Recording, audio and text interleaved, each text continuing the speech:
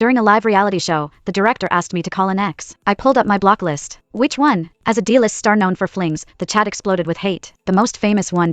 I pretended to think, who's bigger, Jude Cole or Ross Downey? The chat went silent. The guests froze. Jude is an Oscar-winning actor, Ross is a Grammy-sweeping singer. Linking them to me seemed absurd. The host forced a laugh. You're joking, right? The chat raged. How dare you say his name? If Jude ever noticed you, I'd eat my shoe.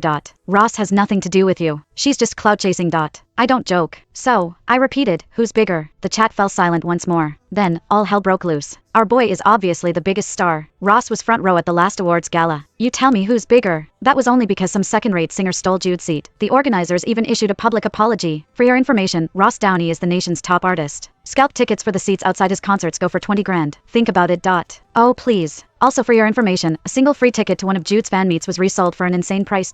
Off camera, the showrunner was frantically gesturing, his face a mask of panic. He seemed to be signaling, don't stir up trouble. The host looked like she was on the verge of tears. Scarlett, please, just tell everyone it was a joke and they're not really your ex-boyfriends. Technically speaking, one of them wasn't really an ex. He just thought I was still throwing a tantrum. Fine, let's invite Ross Downey. The host sucked in a sharp breath. The chat was a war zone of crying and laughing emojis. Wait, is she serious? Is our boy really her ex? No, Ross, how could you fall for such a promiscuous woman? Don't cry yet. Wait for Ross to come out and shut her down. LMAO, Jude dodged a bullet. Phew, crisis averted. The first segment of the show ended there. It was only the premiere, and all the invited guests were nobodies like me. The live format was a gimmick to generate buzz and pull in viewers. Who would have thought that when it came to my turn to invite a guest, two of the biggest names in the industry would be thrown into the mix? After the broadcast, the director, Leo, approached me. Scarlett, were you telling the truth? Leo came from a wealthy family and was new to directing, which was why he dared to fund such an ambitious show. But even he didn't want to get shut down by an A-listers team. It's true. Still wary, he pressed. Do you have any proof that you were together? I do. The last photo we had. That was all that was left. Once he was sure, Leo prepared to contact Ross's team. Asking for proof was the show's backup plan. After all, not every ex was willing to appear on a reality show with their former flame. When I got back to my apartment, I was met with a furious call from my agent. Scarlett, do you even want a career in this town anymore? He seethed. You signed an agreement with Regina. You are forbidden from ever publicly mentioning your past with Ross Downey. I let out a bitter laugh. Whether I have a career or not, does it really make a difference at this point? Issue a statement right now, he ordered. Clarify that everything you said on the show was a lie. It's your only chance to avoid being blacklisted and sued for damages. I ignored him and hung up. The internet was already ablaze with rumors, with most people convinced I was a pathological liar. But before I could post anything to defend myself, Ross Downey shot to the top of the trending topics. His post was just a few words. We loved. She's my ex. The statement sent his tens of millions of fans into a collective rage. They were convinced I had somehow bewitched him, a momentary lapse in his judgment. The entire mob turned on me, the D-list actors who was shamelessly using a past relationship for a pathetic shot at fame. Just then, Leo called. Scarlett, Ross's manager, Regina, offered me $3 million,